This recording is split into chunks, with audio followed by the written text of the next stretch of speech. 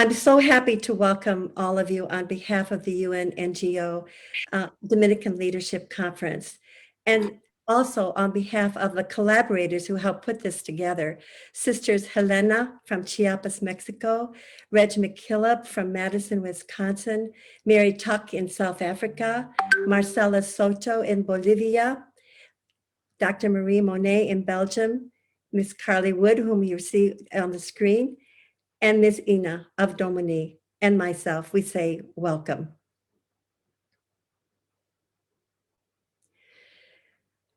The Dominican Leadership Conference, NGO, represents over 25,000 women in over 100 countries with their partners in mission. The focus of this webinar this morning is to address the fourth element of the CSW priority theme, which is the empowerment of all women and girls. This also addresses the SDG 5. Our panelists will give voice to the women who have lived through the process of empowerment, as well as highlighting groups that strengthen women's empowerment. Today's presentation is a reflection around these stories and exchanges of good practice. Our first presenter will be Dr. Nantando Hadimbe, originally from Zimbabwe, a senior lecturer at St. Augustine's Catholic University in Johannesburg. She continues to work in an organization called MPRO, a mentoring and empowerment program for young women and girls in Africa, and is a member of the Circle of Concerned African Women Theologians in South Africa. Dr. Marie Monet is a Dominican sister and lawyer and the vice rector of the international online university called Dominique in Brussels, Belgium. She too will share her learnings of working with women and empowerment. Laura Elizabeth Diaz-Gomez is a defender of the rights of Indigenous women at the Center of the Rights of Women in Chiapas, Mexico. She will explore the different forms of violence against women and access to justice. Manjula Toscano is a Dominican sister, a criminal lawyer, and a social worker in Gujarat, India, working to develop people's awareness of human and fundamental rights. She has delivered more than 100 seminars in different places in India to make people aware of human and fundamental rights.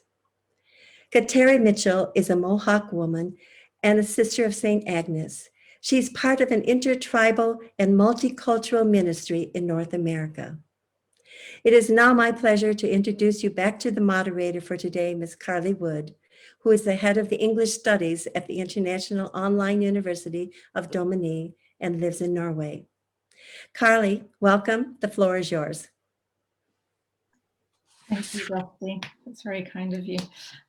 So we're now very, very happy to welcome our first panelist of the day, Dr. Nantando Hadimbe, who Dusty has already introduced. She will be representing the Circle of Concerned African Women Theologians today. So welcome, Nantando. We're very happy to have you here. Thank you very much, Carly. Thank you very much to the Dominicans for the invitation and for this opportunity, as well as my fellow panelists, as well as the participants in this webinar. I want to begin with a song that was sung by women in a protest for liberation. And it says, Watinta bafazi, watinti mbogodo. It's a Xhosa and Zulu saying that you touch women, you touch rock. And it is an affirmation of the strength of women. And so as I begin to talk about women in Africa, I want to begin with this affirmation of strength, affirmation of critical contribution to their countries. We think of Mbuyane Handa in Zimbabwe. We think of Wangai Maathai from Kenya. And we think of so many African women that are leading the path. But that's just one story.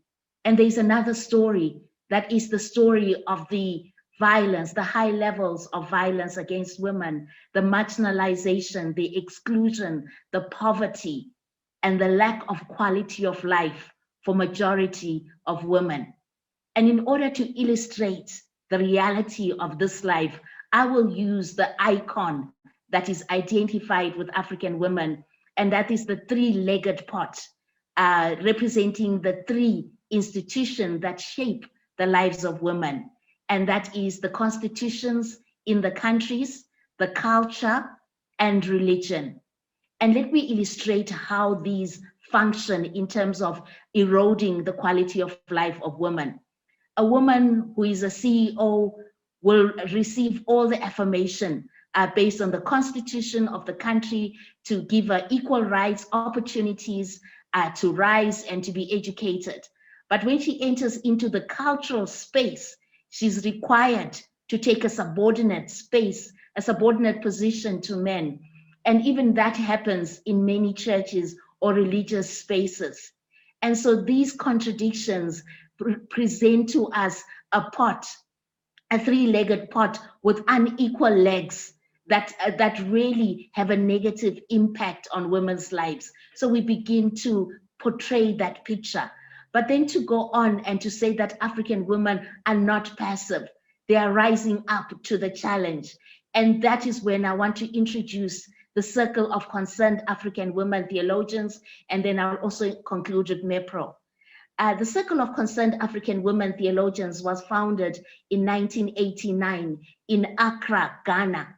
And it was founded out of a position of protest because women theologians realized that culture and religion were the two institutions that were holding back women from experiencing the full rights as citizens and as recipients of the human rights that is due to everyone.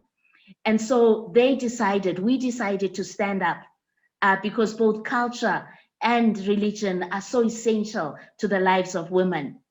And so the methodology that was adopted in order to identify those viruses that are eroding the lives of women is the storytelling or narrative methodology, where women are given the opportunity to tell their stories. And then from the stories of women, the patterns begin to emerge when you're dealing with gender-based violence or the exclusion of women in churches. And then the duty of the circle is to name those viruses that are attacking women's lives, like patriarchy, or the interpretation of religious texts, or the application of particular cultural practices that are compromising and disempowering to women. And just like skilled surgeons, they are able to, when you name the virus that is destroying the lives of women, you're able to attack that and not destroy the entire body, because we recognize that in religion as well as in culture are practices and beliefs that are life affirming for women. And so the process of skillfully identifying, making visible, dismantling those toxic viruses that are compromising, that lie, that drive gender-based violence. And we're seeing that right now in COVID-19, where we see the rates of violence against women rising. And we see through all the restrictions of COVID that women are forced to live in the same spaces as their abusers. And so we begin to see that why is that case? Why are women imprisoned in their own homes? And we begin to unpack what that means in terms of the social and the religious and the cultural impediments to the quality of life of women. So that's really what the circle really aims to do through the stories. Circle members are academics, but they're saying we're not going to start with a textbook. We're going to start with women's stories, and we are going to work with women's stories on the way to bring liberation in order to really draw from those aspects in culture that affirm women and those aspects in religion, as I said, that affirm women. So the work of the circle is really like a skilled surgeon, listening to pain, recognizing the source of that pain, making sure that that source is addressed, pointing out, calling out religious interpretations, misinterpretations of texts responsible for driving the violence and the inequalities that imprison women. And so it's one of those stories that is saying that we can no longer sustain this inequality of the three legs that is disrupting on a daily basis the lives of women. So that's the circle. And so every 5 years, a theme is taken, like during the HIV and AIDS epidemic, the circle put the experiences of African women on the agenda, on the international agenda, based on the stories that they heard of African women who were told many stories that they are the bringers of the disease, that they are being punished by God. And so theologies had to be deconstructed in order to bring life.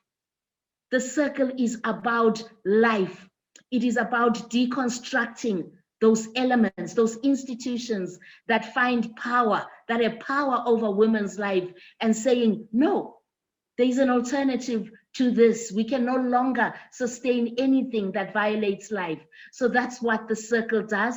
And we produce books. We also do advocacy work. And for example, we have a campaign, the Tamar campaign, which deals with sexual violence, because Tamar is a story in the Bible about a young woman who was raped in a home, and represents the violence, the domestic violence that women experience. And to be able to take a biblical text and unpack that and make that into something liberating for women to be able to speak out about what is going on in their lives is something that we seek to do. And so that's an important aspect of what the circle does. And then to go on to MEMPRO, which is also, although it's not linked to the circle, it focuses on young women because there is a need to conscientize women about these negative portrayals of women that justify subordination, that justify deference to male authority, to say that there is another story about women from both culture and religion that deconstructs all those, so that women can own their voices, they can own their stories as agents of their lives and participants in what is happening in society and change makers. So these are stories of women's initiative rising up to say, we are not going to allow culture, because we don't know who is determining culture, who is determining what is right and wrong for our lives. And we rise up in the name of life. It's not just about women, it's also about the community, the theology of the circle. The aim of MECRO is to include men, is to say, together we have created a religion or a culture that has had a negative impact on the mothers of society. Therefore, together we can deconstruct this and create something new and use this as a transformation. And COVID-19, with its lethal impact, is bringing that to the fore. So I want to conclude, my time is over, by saying, Watinta abafas, watinti mbogodo. You strike a woman, you strike a rock. And women are rising, and we are the agents of our own liberation, not only for ourselves, but for the world and the communities around us. Thank you. Thank you so much. What a powerful message. How touching. Very powerful. So I'm going to share my screen so that everybody has an opportunity to react to this. So this is the three-legged pot that Dr. Nantando was speaking about. So it represents constitution, human rights, culture, Christianity, or religion. So here on the next slide, if you use your phones, if I can get to the next slide, you will be able to answer this question. Is it possible for the three C's to be in harmony? So here are the three C's: constitution, culture, Christianity. Is it possible for them to be in harmony?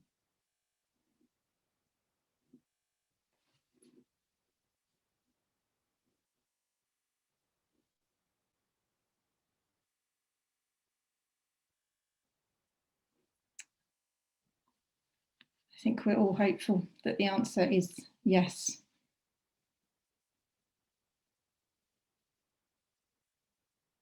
Excellent. So I'll let you keep voting on that, and I'll just share the instructions now for those who didn't see it earlier. But thank you so much, Dr. Nantando. That was really an excellent speech, and I'm sure we will all have comments afterwards and we'll continue discussing this topic. But I would now really like to welcome Dr. Marie Monet, and she is going to speak about her experience as a lawyer and also as the vice rector of an international university based in Europe. So welcome, Marie. We are very happy to have you here. Thank you for joining us.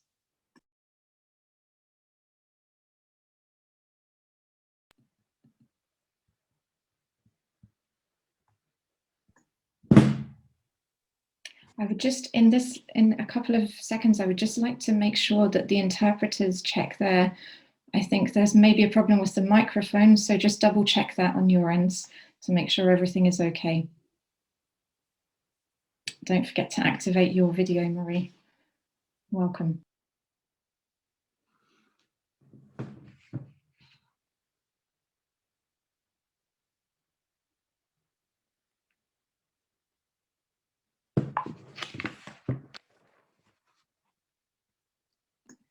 We can hear you, Marie, and we can see you. Bonjour à toutes et à tous. Je suis Marie Monet et je vais parler du leadership féminin. Premièrement, une femme peut-elle dire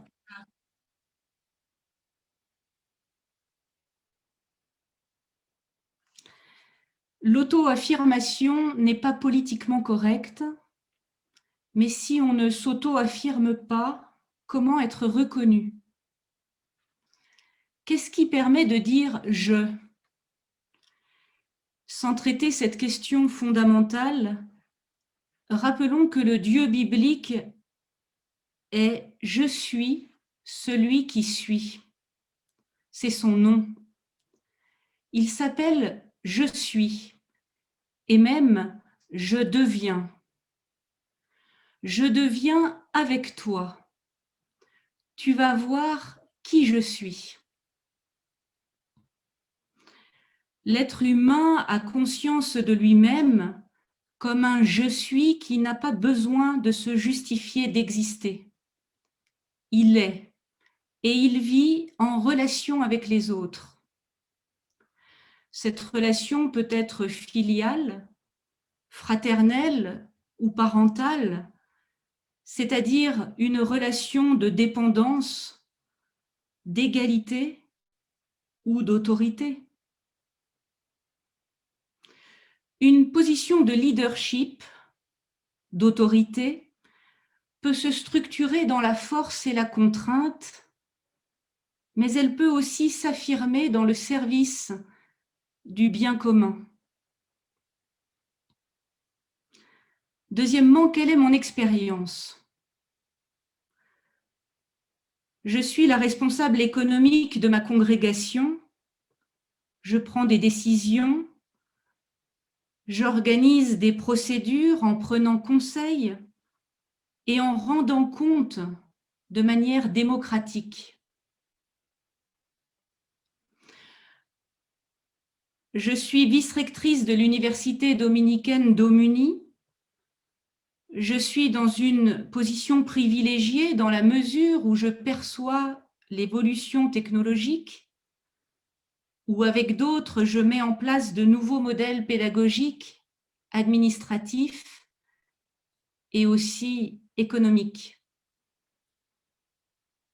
Et enfin, je suis avocate placée au cœur de procédures existentielles, à la fois techniques et très humaines, où des vies sont en jeu. Troisièmement, qu'est-ce qui explique le leadership? Une vision et la capacité de la communiquer. Le leadership suppose des compétences et une forme de prophétisme.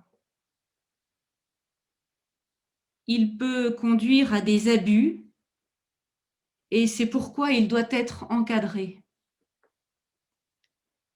Il y a un cadre institutionnel, le poste est défini, les actions sont contrôlées et la durée de la responsabilité est déterminée.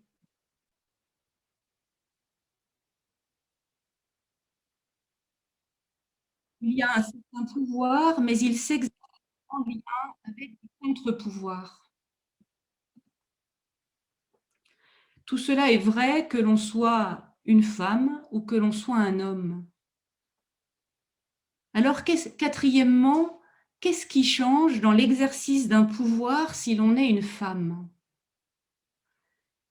Ce qui change, ce n'est pas la réalité du pouvoir, mais sa perception. Parce que l'humanité ne s'est pas encore habituée au pouvoir des femmes. La relation de subordination d'un homme par rapport à un autre homme ne fait pas difficulté, mais celle d'un homme par rapport à une femme fait question. Tout comme la subordination d'un ancien par rapport à un plus jeune, ou la subordination d'un homme blanc de peau par rapport à une personne de couleur. Je n'apprends rien à personne en disant que la situation la plus difficile est d'être une femme jeune et de couleur. Il existe aussi des dominations culturelles. Si je suis née à New York, à Paris ou à New Delhi, je suis en position de force par rapport à celle qui est née en Haïti ou au Bangladesh. Alors, cinquièmement, il s'agit de se protéger.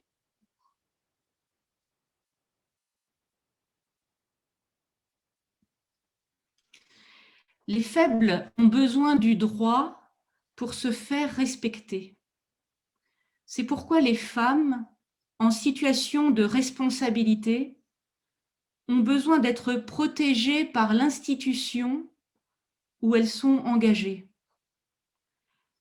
Tout n'est pas permis pour les ridiculiser, les mépriser, les jalouser. Ce que l'on ne ferait pas à un homme ne doit pas être fait à une femme. Celle-ci doit avoir les moyens juridiques de se défendre pour se protéger. Cela n'est pas facile, ni dans le monde, ni moins encore dans l'Église. Et c'est mon principal travail comme avocate, assurer que les droits des femmes soient respectés. Alors, cinquièmement et en conclusion, y a-t-il un modèle de leadership? Modèle féminin, modèle masculin, modèle humain ou modèle divin? Il faut avoir conscience de soi. Je suis fille de Dieu et d'un Dieu qui se présente comme étant « je suis, je deviens ».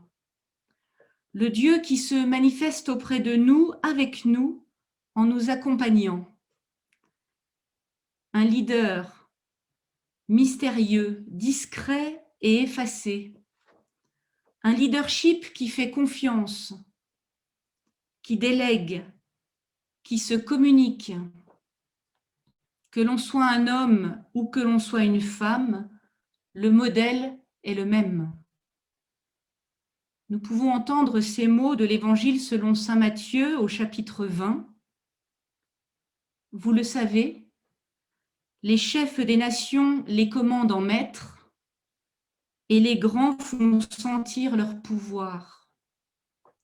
Parmi vous, il ne devra pas en être ainsi. Celui qui veut devenir grand parmi vous sera votre serviteur.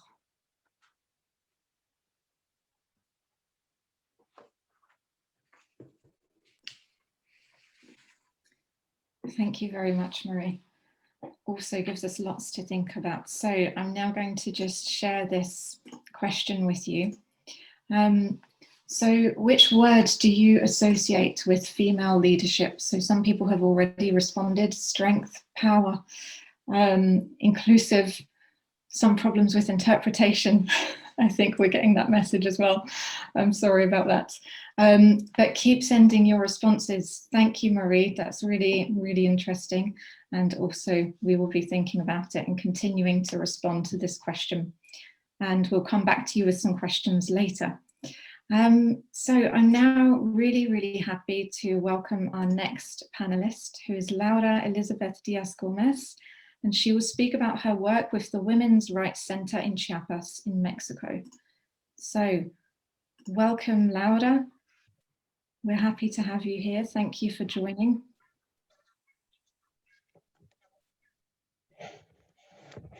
Hola, buenos días a todas y a todos. Pues es un gusto estar con ustedes. Es un gusto que me hayan invitado a este seminario. Gracias a las hermanas dominicas. Y bueno, a todas las ponentes y quienes nos están acompañando también en este espacio. Bueno, pues mi nombre es Laura Elizabeth Diaz-Gomez, abogada y defensora. Pues como han compartido las compañeras, las violencias hacia las mujeres han estado presentes en todas las sociedades y a lo largo de las épocas históricas. Se ha reducido a la mujer solo para realizar el trabajo doméstico, para criar y educar a los hijos, coser, lavar, pues en sí a todas las actividades domésticas. En la actualidad se nos siguen limitando nuestros derechos en los diferentes ámbitos, en lo educativo, en lo laboral, en lo social, en lo político. Si bien es cierto que hay leyes estatales, nacionales e internacionales que protegen y garantizan nuestros derechos humanos, en la práctica, pues no se nos son reconocidos, porque la lucha de las mujeres es en contra de ideologías misóginas de las autoridades, no solo hacia las mujeres que denuncian, sino contra los que consideran que los hombres y las mujeres no son iguales en derechos, contra los que consideran que la violencia hacia las mujeres es una cuestión privada, contra los estereotipos y prejuicios que juzgan la conducta y el cumplimiento de sus roles como mujer, contra los que condicionan a las mujeres para reconocerles o no sus derechos y contra quienes señalan despectivamente o desacreditan el accionar de las defensoras de derechos humanos. De manera personal, pues ha sido muy difícil acceder a estudios universitarios, así como también al ámbito laboral, debido a estereotipos impuestos por la misma sociedad, que no te permite elegir libremente la profesión que te gusta o no te permite acceder a puestos laborales, ya que han sido catalogados solo para hombres. Es una lucha constante para que se nos reconozca como sujetas de derechos. En el Centro de Derechos, pues encontré el espacio que estaba buscando, en donde hay mujeres que también han tenido que luchar por sus propios derechos. Mi primer acercamiento a este espacio se da cuando empiezo a acompañar a mujeres indígenas y campesinas que viven diferentes tipos de violencia física, verbal, psicológica, emocional, económica, sexual, patrimonial y feminicida, encontrando también discriminación y exclusión en su acceso a la justicia por parte de instancias oficiales, como en sus espacios comunitarios, con una falta de perspectiva de género y de derechos humanos de todas las autoridades que se rigen bajo un sistema patriarcal y de estereotipos de género, clase y etnia, vulnerando el respeto y su dignidad como mujeres. Ante esta situación, las mujeres que he acompañado han tenido que hacer valer sus derechos y han realizado la defensa de sus casos, pues aprendiendo a revisar sus expedientes, hablando con autoridades y participando de manera activa en las diligencias. Se han convertido en defensoras y no han necesitado saber leer o escribir. Han vencido el miedo, han luchado contra la injusticia propia y de otras mujeres, han conocido sus derechos y juntas hemos aprendido a identificar las prácticas culturales e ideológicas que obstruyen nuestro acceso a una vida digna. Hemos visibilizado y denunciado las violencias que vivimos. La formación depende de cada una y en el camino nos vamos acuerpando, construyendo espacios de apoyo emocional en donde compartimos preocupaciones y voluntades. Buscamos transformar las violencias, el dolor y el miedo en afrontamientos que permitan la no repetición de estas violencias en nuestros espacios familiares, comunitarios y urbanos, desde nuestras experiencias de vida y desde nuestra cotidianidad, cambiando nuestra posición de víctimas a mujeres con plena autodeterminación, llenándonos de dignidad para hacer valer nuestros derechos. Por ello, vemos importante compartir nuestra experiencia de lucha y el trabajo que realizamos para continuar con esta labor. Nos hemos organizado formando redes de apoyo, colectivos y grupos. Algunas lo hemos hecho desde nuestros saberes como mujeres tejedoras, como jefas de familia, campesinas, indígenas, mestizas, madres, hijas, nietas, esposas, profesionistas, cuidadoras de la familia y de la madre tierra, transmisoras de saberes ancestrales de generación en generación. Para nosotras, el derecho al acceso a la tierra es la base del ejercicio de otros derechos humanos, como la alimentación, a la salud, a la participación, a la justicia.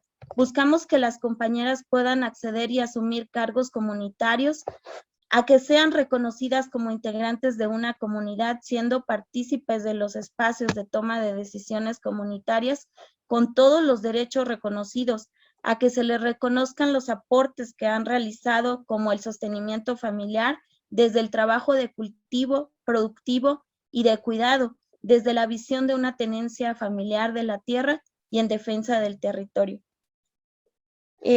Pues quisiera terminar mi participación con dos testimonios de mujeres que he acompañado, y ellas han mencionado que la tarea es muy grande y el trabajo es muy fuerte, pero nosotras somos más fuertes y organizándonos y caminando con otras mujeres, vamos cumpliendo con nuestros propósitos. Tenemos que hacer que las autoridades nos los reconozcan, no solo porque tenemos las evidencias en documentos o los golpes en el cuerpo, sino porque nuestros derechos los defendemos con nuestra palabra y desde nuestra palabra. Nos hemos levantado como mujeres porque sufrimos las violencias que nos matan. Tenemos derecho a vivir libres y tranquilas. Por eso no se nos debe olvidar seguir luchando por nuestra vida y por los derechos que tenemos como mujeres. Muchas gracias. Gracias, Laura. Thank you very much. A beautiful message as well. And I'm just going to share with everybody a question that they can respond to, and I see that you have already started. So how can we promote women's decision making? That's the question to consider after Laura's speech. Wonderful. Women supporting women. I think that's a very good message. Support more gatherings. Okay, thank you. I will leave it so you can continue to provide your feedback, and I will share it with you afterwards. And I would now like to welcome our next speaker, who is Sister Manjula Toscano, who will speak about her work in India, in Gujarat, as a lawyer and as a social worker. So thank you, Sister Manjula, for joining us today. We're really happy to welcome you and ready to listen to your story.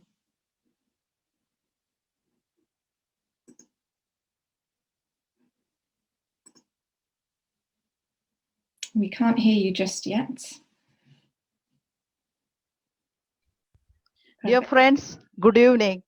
I just want to thank Sister Dusty and Clary Wood and the team for giving me this opportunity. I'm Sister Manjula Toscano from India. My congregation is Missionary Dominican Sisters of the Rosary.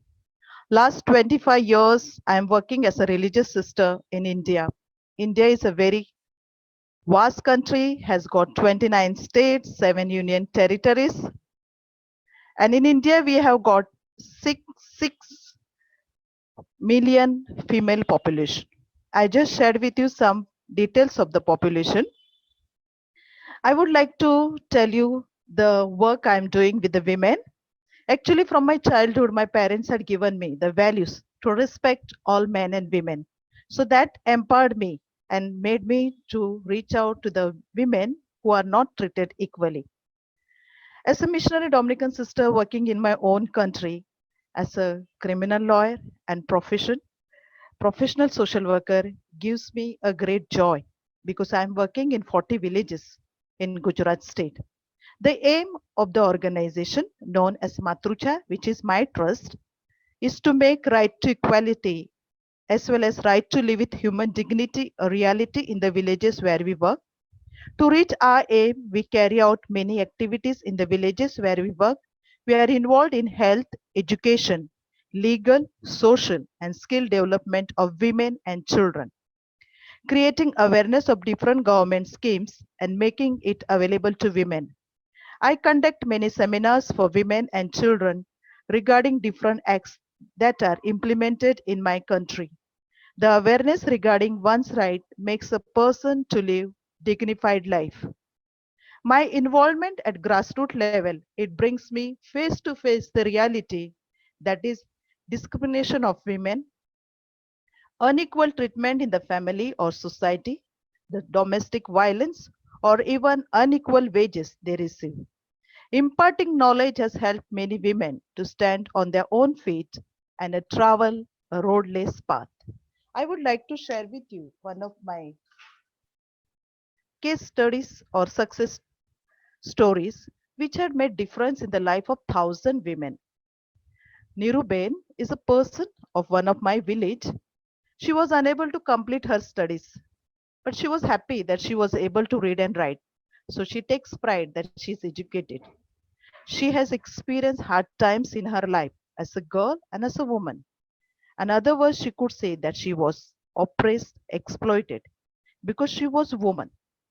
She was always looking for persons for support and she could stand by her to struggle that life. Once she came to my seminar where I was talking about fundamental and legal rights. So she attended and she was very happy that she was empowered with the knowledge that helped her to stand on her own feet. She felt connected to our institution. She expressed that she was very grateful to us, that she has knowledge of human rights and fundamental rights. Then whatever knowledge we shared with her, she would impart to the other women of her own village or community. One day, 5-6 women went to meet her who had water problems. Then she told them, the women, that you have to get united first, stand together, then you can solve your own problem. She helped them to draft the application to meet the government people in the department, and these women went forward. They went to meet the government agencies, and they were happy that the government listened to them and provided the water to them. So the case study what I have shared with you about Niruben, that she has helped other women to come up in life. Then as I shared with you that I am imparting the knowledge regarding Children's Act. And this has helped the children to speak boldly if anyone treats them in different way. As a lawyer, I have my own legal cell. And as we say that going to the court, it is a very tiring process. Many people have no access to the justice. Through my legal cell, I follow the method Alternative Dispute Resolution, ADR, where people come to me, I listen to them. I am networking with 100 NGOs in my own country. So I invite different lawyers who come to help me, to help in the cases. So once in a month, we conduct Lok Adalat. That is what we have in India, like outside court settlement, help the people through mediation, counseling, settle the dispute. And this has helped many women. I would like that these methods may be followed in other places so that we empower the women. I have many cases which I can relate to you later because my time is getting over. But I was very happy to share the work I am doing with the women and children as a lawyer as well as a legal person. Thank you very much for giving me this opportunity to share my experiences from my own country, India. Thank you so much, Sister Manjula. Really beautiful. Thank you for coming, and thank you for your time, and thank you for sharing. So I'm just going to share a question for reflection for the audience here. And again, you have already started, so that's great to see.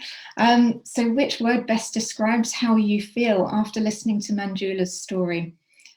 Encouraged, optimistic, concerned, inspired, or strong?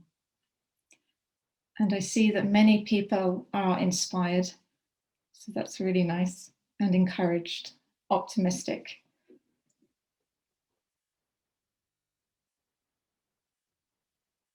Inspired is winning. Encouraged is catching up. I'll leave it again so you can continue to give your feedback. Thank you again. So now I'd like to welcome our final panelist of the day. So now we will welcome Sister Kateri Mitchell, and she is here today to speak about the life of the indigenous peoples in North America. So thank you for joining us, Sister Catery, and we are very happy to welcome you and look forward to hearing your story. So when you're ready, there you are. Thank you. Thank you for having me. And welcome, and Sego, hello to all of you who are part of this webinar.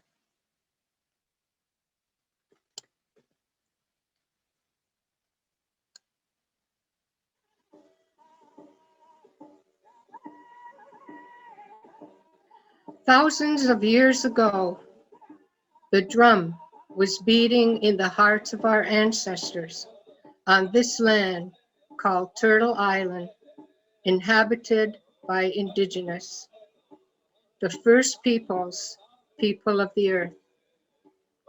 At the time of colonization and over the centuries, a very harsh invasion of this continent, now known as North America, which encompasses both the United States and Canada, the drumbeat became silent. Because the original inhabitants of indigenous people were stripped and wounded physically, emotionally, psychologically, and spiritually.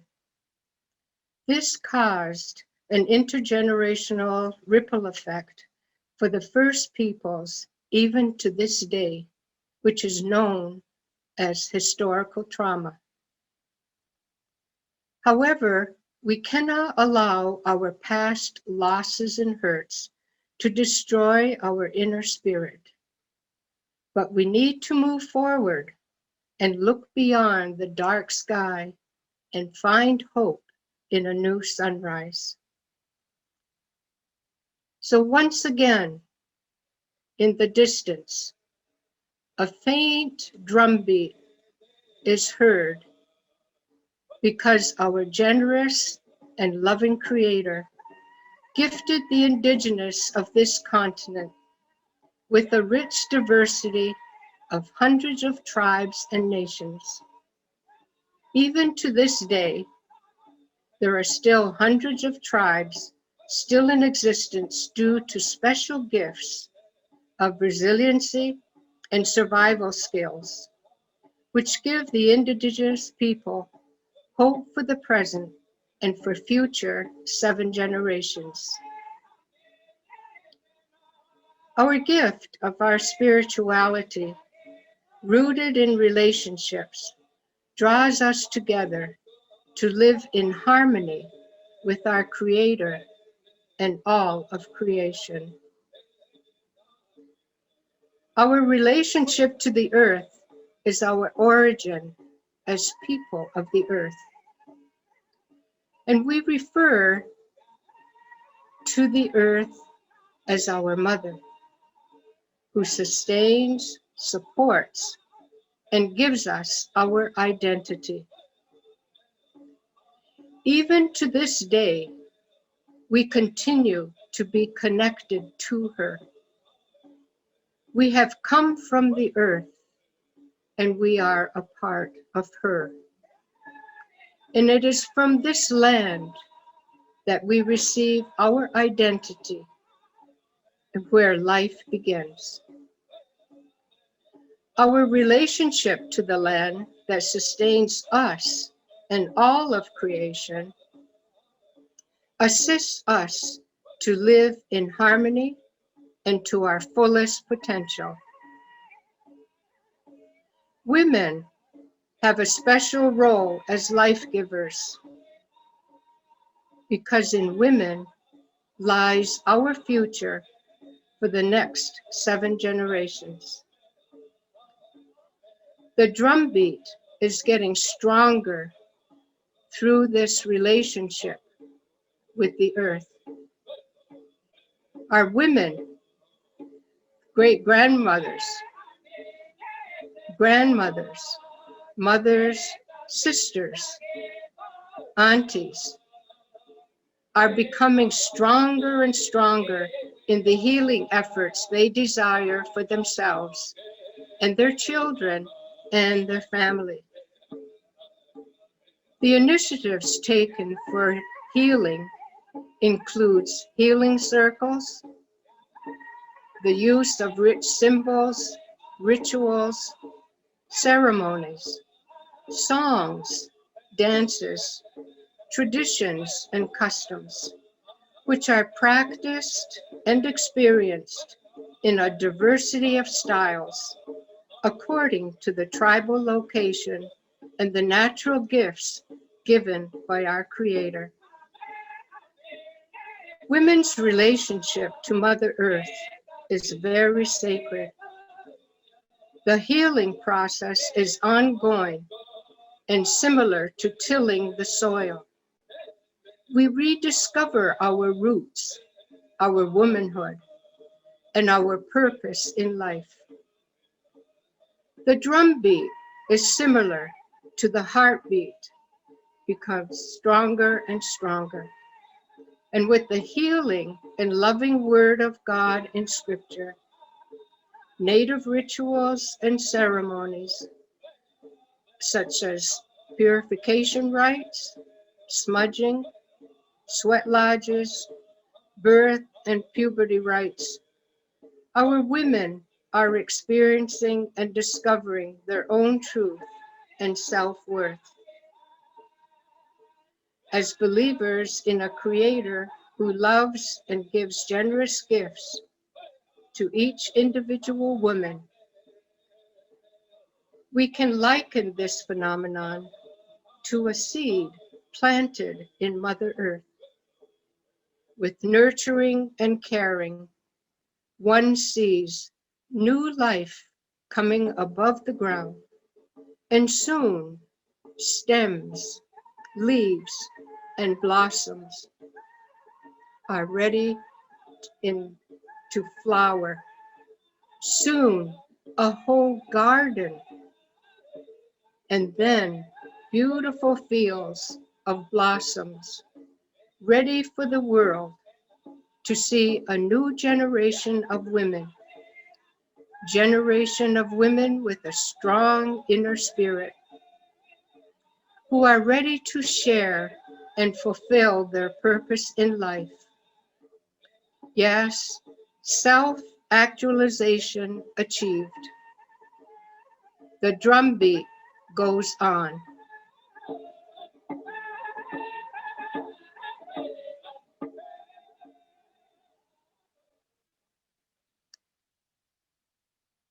Thank you for this opportunity.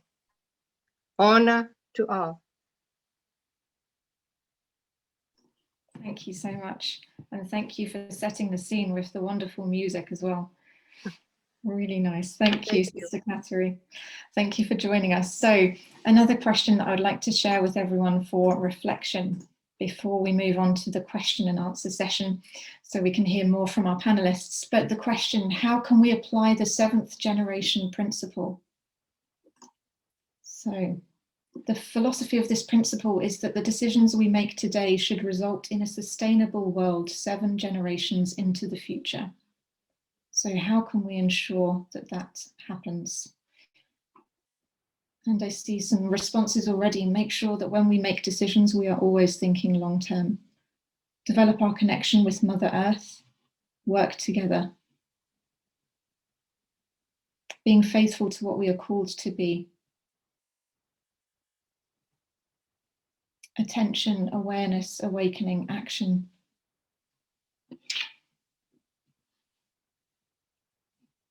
Okay, a difficult question, but a good one to keep reflecting on. So I will leave that for you to keep answering. So everybody, you can continue to have a look at the interactive presentation. There will be some other questions coming up, so just keep looking at those. But I would now like to welcome all of our panelists back.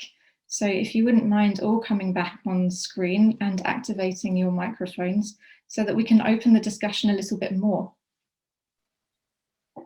Welcome back, Catery. Manjula, welcome back. Laura and Marie and Nantando. We could have you back as well. Yes, perfect. Okay, so do we have just Laura? So I'm sorry for the participants that the interpretation wasn't working very well, I have understood. So I hope you managed to follow most of what was said. I'm sorry if it's not the case. Next time we share some stories. So thank you all for coming back, and thank you so much for sharing your stories and the stories of others. But I wondered if we could actually have a think about the question that Sister Catery brought up there and how we can apply the 7th generation principle. So Catery, I wonder if you could give us some insight into that. What do you think? How could we ensure that that takes place, that happens? I would like to begin with the sacred circle. Circles are very important in our culture, and that circle represents our interconnectedness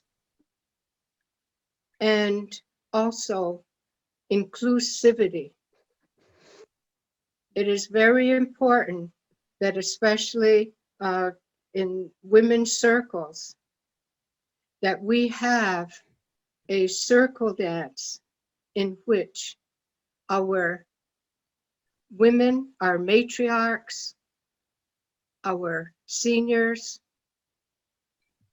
our grandmas, our moms, our sisters, and also our little girls of all ages to be a part of this circle. And as we hold hands, in one hand, we receive gifts, the gifts that we have received from our Creator God is to share with others. So in the other hand, we share with the other people around us. So as we do that, we need to think of the gifts that we have need to be given and shared with others. And we also need to be in harmony with one another. So for the next 7 generations, as I mentioned, that we have intergenerational activity, because what we do today, we have received from our ancestors.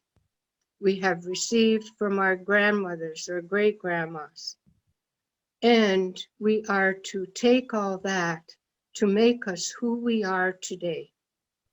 And who we are today is to be like a witness, to be examples to the younger people.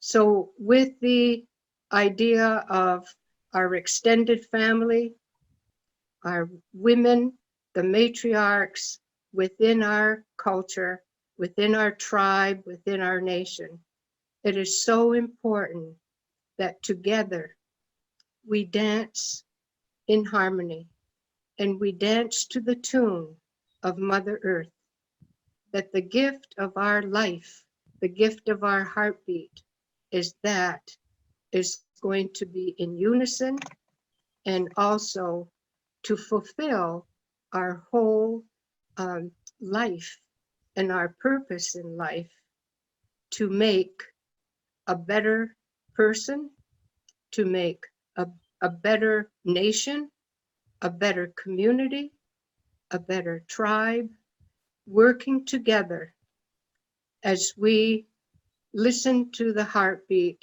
of Mother Earth and walk in harmony and in balance with our Creator God, who is the center of our being. So on this medicine wheel, we share good medicine with one another. And this medicine brings us new life. It brings us the gift of who each one of us has been given by our Creator God. So we try to give the best to one another so that life will continue from one generation to the next and into the next 7 generations. Wonderful, thank you. I wonder, yeah, really inspirational. And I see some messages coming from the participants to say how inspired they are. And I think that's the main message that's come across, is how inspired people are. So, but I would just like to sort of ask another question, and I wonder if Nantando, you might be able to answer. How do you think we could connect to each other and continue to make a difference? How can we make a difference by connecting? Do you have any reflections on that? Yeah, thank you so much, Kali, and also to the fellow panelists and Sister Kateri, just setting that context of understanding ourselves as interconnected. And I think that is the, you know, the sort of like at the very center of reaching out, is to say that none of us needs to operate in silos, that there's something human. There's something human, there's something woman that cuts across the geographical divisions, the racial divisions, the ethnic divisions, that when we begin to go to the root, as you explained it so well, the root values that make us human, that makes us humane, you know, to say to be human and to be humane, really can drive us to that, so that the connection doesn't even have to be, it's almost like ecological, in the sense that there can be lessons that we can take from India, lessons from Latin America, United States, indigenous people, Europe, everywhere, that there's always, you know, you always find that, other people have been able to resolve the issues that you face in a different way. And it's this exchange, so that we are not reinventing the wheel, but we are exchanging what has worked, what has been challenging, because the bottom line is that we are human, and the issues that face women across nations. And so we, in order to go forward, you know, we want our children, when they are in India, hearing the same message, when they're in Africa, hearing the same message, when they're in Latin America, about the dignity and equality of women. So if we if we begin to work together in a connected way, working at the kind of message that we just heard, of the dignity of women, and planting those seeds of equality, of inclusion, of leadership, of all that makes us, you know, equal, then those seeds will become normalized, just as patriarchy and sexism were normalized over centuries. We can also realize that we can normalize the exact opposite, and we can do it across the world, so that no matter where a girl finds herself, she will know her equality, her dignity, and a sense of purpose. Thank you. Perhaps Sister Manjula, you could tell us how do you think we can plant the seeds? Because you're working with a lot of women and a lot of girls as well. So how can we plant the seeds, and how can we spread the message that we can empower ourselves and that we are all equal? What would you advise to people? First of all, I would like to thank all the panelists who have spoken very well. And then another thing, like when I shared in my sharing, that from childhood, there should be equality in the family. Because in India, sometimes it is like male is given preference and female. So we are creating lots of awareness that male and female, they are equals. And as our panelists shared, that even when we are staying in a nuclear family or together, the parents have to insert in the children that boy and girl is same. When they grown up, they look at a woman as an individual who is unique, created in the image and likeness of God. So once that is given to the children in the family, it will come out to the society and to the whole world. That women are equals, they have right to live with human dignity, and they are equal partners in everything. As even with the ecology we are talking, sometimes we say that we have to protect. Pope Francis also says that Mother Earth has to be protected. I think it is the responsibility of men and women to work together and to protect the environment, to protect the people who are created in the image and likeness of God, and to save everyone. With my work, I have one message to everyone when I go to the villages, that we are equals and we have equal rights. This is what Universal Declaration of Human Rights gives us. And each constitution of each country gives us this right, the rights which are given by Jesus Christ, which has to be implemented by all of us by networking together.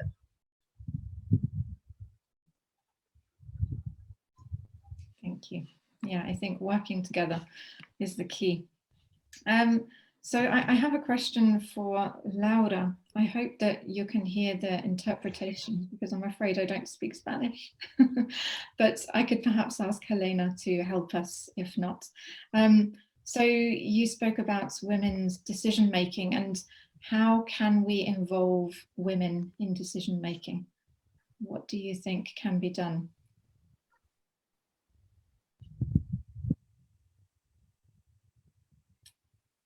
Perhaps we can ask Helena, if you wouldn't mind activating your microphone to ask Laura that question.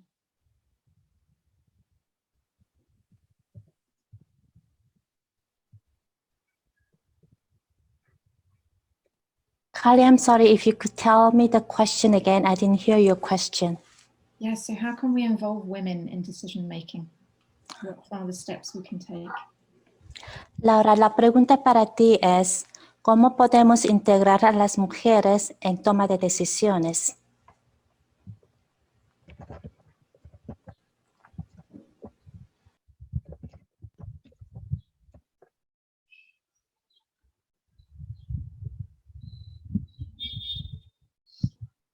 And Laura is welcome to speak in Spanish, of course, because we have lots of listeners who speak Spanish, who would like to hear some Spanish answers.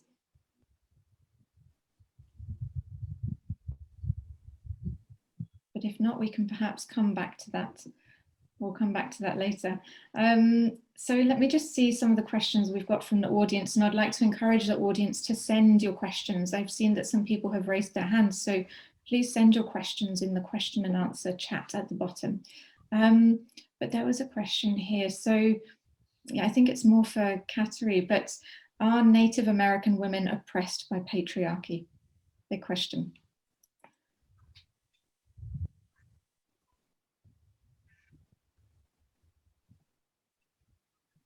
Would you like me to repeat the question? Can everybody hear me? Yeah. Please repeat the question. Yeah, of course. So are Native American women oppressed by patriarchy, in your view? Did you say all? Are women? That was the question. Are women oppressed? Yeah. I think as time goes on, I wouldn't say all. We have within our tribes and our nations, we have some that are matriarchal, and we do have some that are patriarchal. So our matriarchal tribes, our matriarchal society of women are very strong, and they pretty much have a strong voice within the system, within the structure of the tribe. And for instance, in the Mohawk tradition belonging to the Iroquois Confederacy, the women are known to be matriarchal and also matrilineal. And within the traditional way, we have women who really voice the concerns of the people, concerns of the family. So in other tribes and nations that are matriarchal, I would also say that that also is the situation with the women. However, in society, it is very difficult for women who are, strong and have that role to voice and have the voice of the people. And I find that, that is the situation even, in the church today, unfortunately, being a Catholic Christian, that, women do not have or are unable to fulfill the role that we are destined for, as we've been given by our Creator God. So I think in one way, it does even make us stronger, because we have this inner spirit that has gifted us with some strength, courage, but also not necessarily in a very robust way, but we do have a voice. We stand up for who we are, and we stand up for our people, and especially for our women, our young women, our older women. But somehow or other, the matriarchs of our nation, and also all of our seniors, have a definite place. There is still that respect and acknowledgement of who we are. And I think that rootedness that we have to Mother Earth really helps us. And as a people, as Indigenous people of North America, and probably Indigenous people throughout the world, that the women have a definite special role, and they have it within them, whether it is going to be put down or maybe even humiliated at times, but nonetheless, we come back. It's like a wilting flower, but it never fully dies. All we need is to have some encouragement. Water that flower, give it life, because life comes from the water of a woman. And all of creation is so important to us. All that God created, the air, the water, the earth. And that seems to be so much a part of us that no matter how much we may be put down or not recognized, we are still there and we don't fall down. But when we have wilted to some degree, we need the support of one another. And I think going back to the sacred circle of life, that we are there to support one another, to bring life to one another. And it involves people of all ages, people of all colors. We are all part of this circle. And whatever we do in life, and as whatever experiences we may have, we know we are part of that circle, and we are going to continue to do what we are called to do. And that is to affirm our femininity, and also but to affirm the gifts of the men, because it is together that life continues. And it is so important to even, help the men in their perhaps inability to be their true self. So together we can make a relationship, because relationships are so key in our cultures, to support one another and bring about a newness of life in all.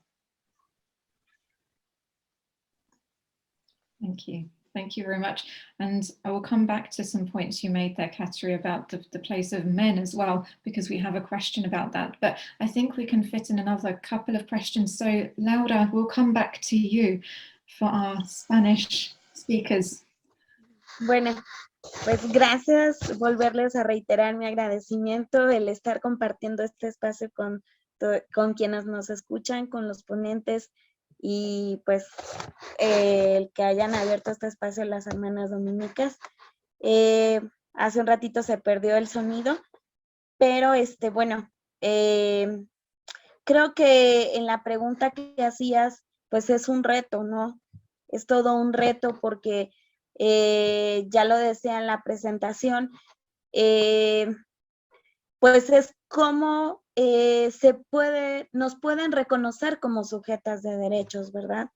Y en ese sentido, cómo en los espacios pues vamos tomando decisiones, pero pues ha sido en la práctica ha sido una situación pues muy compleja, porque efectivamente pues las mujeres hemos estado relegadas a esta división sexual del trabajo, en las que tenemos tareas domésticas, en las que también no somos escuchadas, o en las que también hay muchas vulneraciones de nuestros derechos humanos. En este acompañamiento que yo he dado a mujeres indígenas y campesinas, pues ha sido muy difícil por todos los estereotipos y prejuicios, pero como bien decían, también hemos encontrado como formas el cómo ir tomando decisiones a partir de cómo nos hemos organizado, cómo buscamos estos espacios en los que podemos también en estos espacios ir sanando, en los que podemos encontrar esta sororidad y solidaridad que también comentaban las compañeras, en las que no nos vemos ajenas a lo que están pasando las otras mujeres en los otros países, sino que también es una situación no como un caso aislado, sino también como vernos como en esta inmersas o pues en esta situación en donde las mujeres pues no tenemos estos espacios en los que podamos tomar decisiones, pero que poco a poco, conforme a esta lucha que hacemos, conforme a esta organización, articulación, vamos encontrando como soluciones y alternativas para poder seguir tomando los espacios en los que se nos ha relegado a lo largo de la historia, pero que poco a poco también vamos haciendo la defensa de nuestros propios derechos.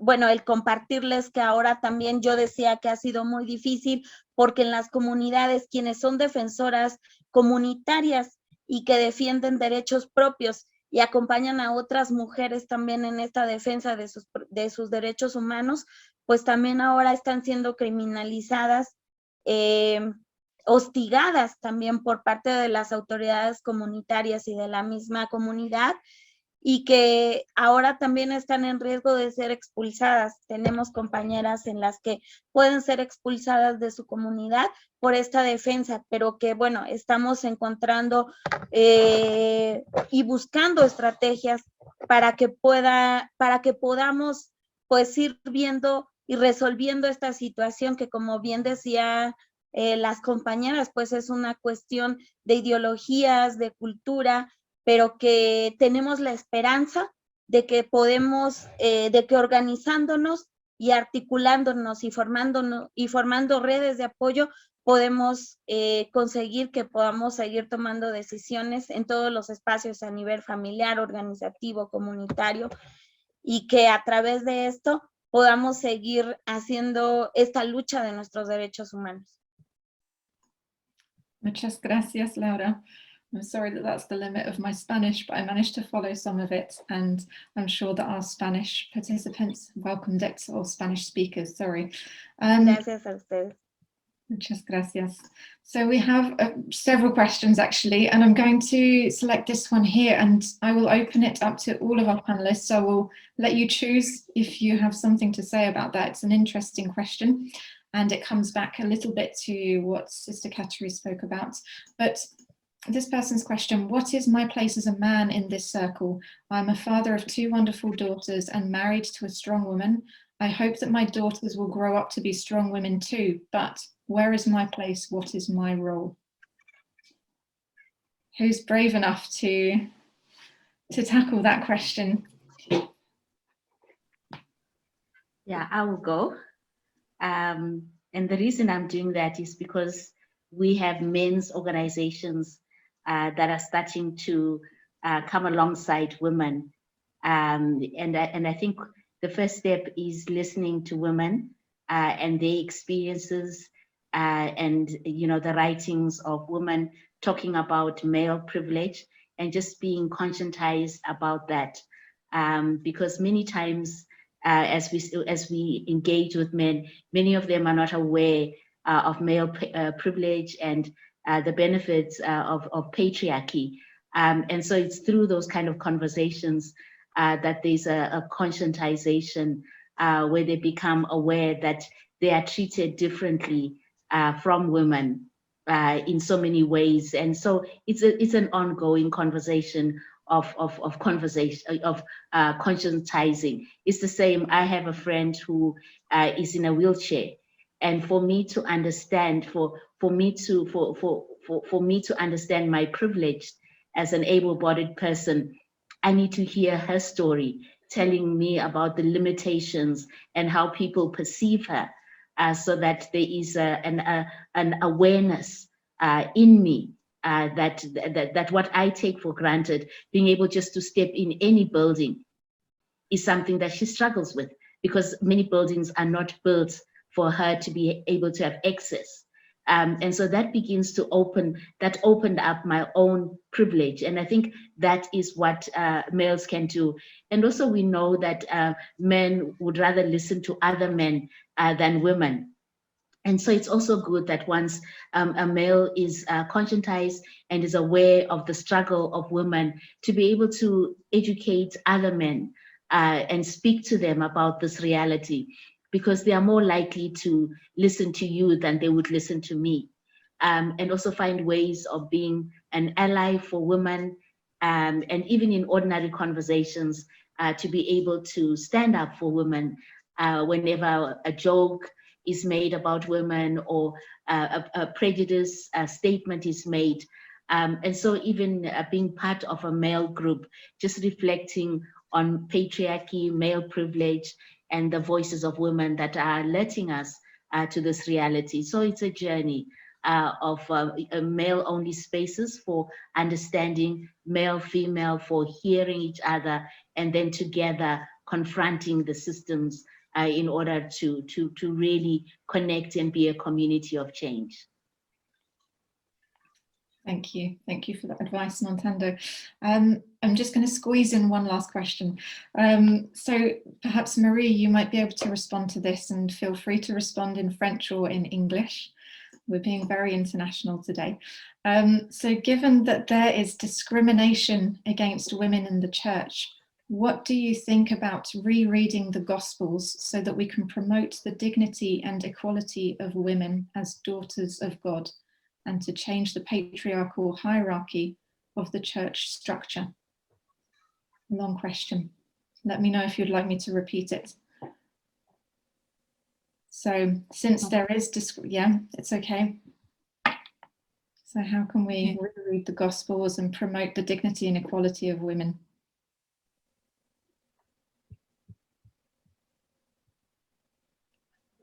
Merci d'abord à tous les participants et participantes de réfléchir ensemble sur la capacité des femmes à devenir de plus en plus autonomes.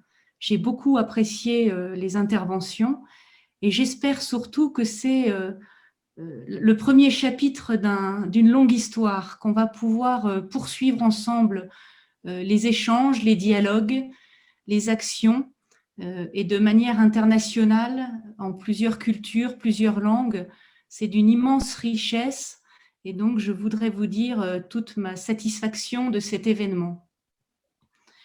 Les récits bibliques nous apprennent, nous montrent des histoires de femmes comme les nôtres aujourd'hui, à l'époque du Christ, mais aussi dans l'Ancien Testament, de leur présence permanente aux côtés des hommes et des peuples, et même aux côtés de Dieu pour construire le monde, pour construire l'histoire du monde.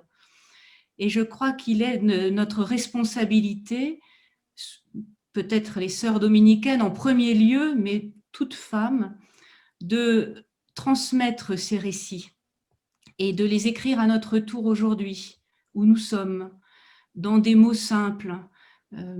Les récits bibliques, c'est des histoires de chair et de sang, des histoires qui parfois tournent mal, des histoires où il y a le mal et la souffrance. La vie n'est pas facile, mais ce sont aussi des histoires, une histoire où la vie finit toujours par triompher. Et je crois que comme femmes, nous avons cette responsabilité de proclamer que la vie va triompher toujours. Alors aujourd'hui, nous sommes en pleine pandémie mondiale et donc nous avons cette responsabilité-là. Je voudrais aussi juste faire écho à la question du père de famille. Comment un homme peut aider les femmes à ce qu'elles deviennent de plus en plus femmes? Eh bien, je crois que tous les hommes, ceux qui nous écoutent aujourd'hui, mais aussi ceux que nous côtoyons, nous devons les inviter de plus en plus à partager avec eux les responsabilités du monde, à faire entendre notre voix, à prendre notre part d'action, à prendre notre part d'histoire. Et je pense que c'est ainsi que petit à petit, nous devenons modestement, et nous devenons des modèles pour les petites filles, pour les femmes de demain. Thank you, Marie. Merci beaucoup. So, yes, we need to be models for young girls and to show an example, to set an example, and to ask men around us to participate in that and to help to balance things and to put us in the right position, the position that we belong, and to spread that message to young girls as well, so that it continues to grow in that way, which is starting and we hope will continue. Marie also mentioned that she's just really happy that we're all here today and managed to connect, and that she hopes that this is the first of many occasions, and I hope so too. But unfortunately, we only have a few minutes left, so I'm just going to share a question that I had asked to everybody, and it's just to share their feelings. So I'll show you how people have responded so far, and they can keep responding. So write one word to describe your feelings, and many people are inspired and encouraged and hopeful and happy. So I think we've really achieved something today. If that's how people are feeling. And as I say, I hope that we will be able to continue this discussion, this dialogue, and this sharing of stories. And I thank all our panelists today for already starting this process with us. So I'd just like to also give people the opportunity to share their stories. So you can fill this in on your devices, however you have connected to this presentation. You can just answer the questions that I've included, so that we can perhaps connect with you and organize another discussion like this, where we can share our stories from around the world. And I think that's really such an advantage that we have, that we're able to do this. I know it's sad that we can't see each other physically, but we're able to organize such a discussion between cultures, between countries, between languages. although I see that that needs to be worked on. But thank you all for your time, and continue to reply to this presentation that I have shared with you on your phones.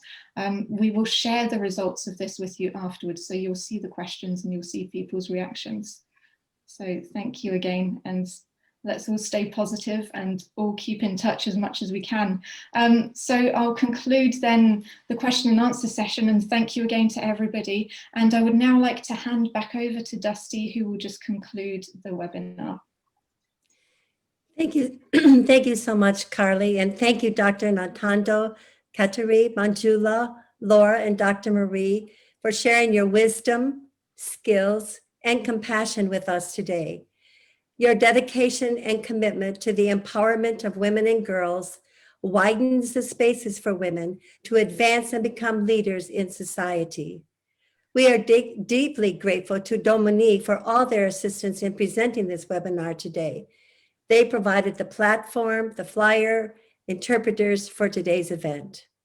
And in particular, we thank Ina and Carly for your invaluable assistance in forming this event today. Let us end today with the words from Nobel Peace Prize winner, Ms. Malala Yousafzai in 2014, when she said, "We cannot all succeed when half of us are held back. We call upon our sisters around the world to be brave, to embrace the strength within themselves and realize their full potential." So on behalf of Dominique and the Dominicans, we say goodbye. Thank you for joining us today, and be well.